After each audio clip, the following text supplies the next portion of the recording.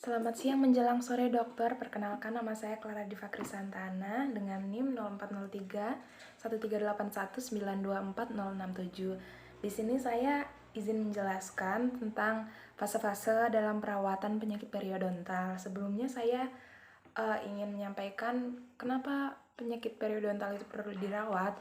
Nah, penyakit periodontal ini perlu dirawat untuk mempertahankan fungsi gigi-gigi dan jaringan sekitar yang masih sehat. Lalu juga bisa untuk menekan pertumbuhan penyakit atau bahkan mengurangi progresivitas dari penyakit periodontal yang diderita pasien. Lalu, fase-fase apa yang terdapat dalam penyakit periodontal? Nah, ada 5 fase. Yang pertama adalah fase preliminary atau fase eliminasi. Ada fase 1, fase 2, fase 3, dan fase 4. Yang fase 1 itu merupakan fase terapi non-bedah, fase 2 merupakan bedah, fase 3 merupakan restoratif, dan fase keempat merupakan pemeliharaan.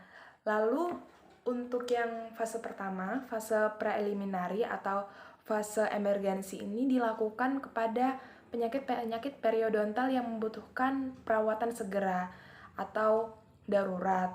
Nah, contohnya penyakit-penyakit apa? Seperti penyakit gingiva yang akut seperti necrotizing ulcerative gingivitis atau necrotizing ulcerative periodontitis, ada perikoronitis dan juga abses. Nah, lalu yang fase pertama, fase 1 atau fase non-bedah, ini dilakukan oleh operator, oleh dokter gigi kepada pasien untuk meningkatkan kewaspadaannya. Kita juga bisa dengan menghilangkan faktor-faktor etiologi yang dapat menyebabkan periodontitis. Kita bisa dengan melakukan seperti sebelumnya edukasi kepada pasien, lalu kita juga bisa melakukan eliminasi kalkulus yang terdapat pada gigi pasien. Lalu kalau misalkan pasien mempunyai karies di dalam mulutnya, kita bisa melakukan perawatan pada karies tersebut seperti menambal atau melakukan PSA. Lalu jika sebelumnya pasien pernah dirawat restorasi gigi tapi terdapat tumpatan yang overhanging atau over contour, kita bisa memperbaiki restorasi tersebut. Lalu untuk fase yang selanjutnya adalah fase 2 atau fase bedah. Fase 2 ini dilakukan oleh dokter gigi, oleh operator kepada pasien yang gingivanya atau jaringan periodontalnya itu sudah mengalami inflamasi.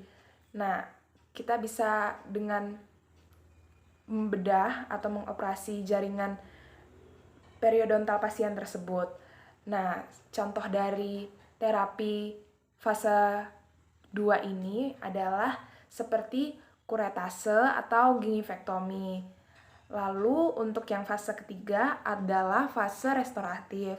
Nah, fase restoratif ini dilakukan ketika telah selesai dilakukan perawatan dalam fase 2. Nah, setelah dilakukan selesai perawatan fase 2, dilakukan fase restoratif seperti membuat restorasi di akhirnya.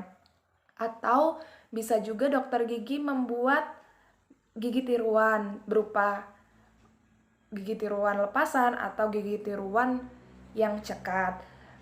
Dokter gigi juga bisa melakukan menggunakan skrup. Lalu untuk yang fase terakhir adalah fase pemeliharaan. Nah, fase keempat atau fase pemeliharaan ini dilakukan ketika pasien sudah selesai dalam menjalani fase-fase yang telah disebutkan sebelumnya.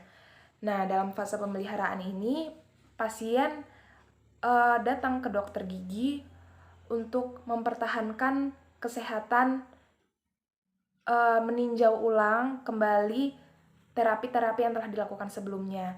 Apakah terdapat perbaikan dalam terapi-terapi yang dilakukan sebelumnya atau malah makin memburuk. Kalau misalkan makin memburuk atau tidak membaik sama sekali, dokter gigi perlu mengevaluasi terapi-terapi sebelumnya dan dilakukan terapi alternatif atau terapi penggantinya. Sekian dokter yang dapat saya sampaikan. Terima kasih atas perhatiannya. Selamat siang dokter.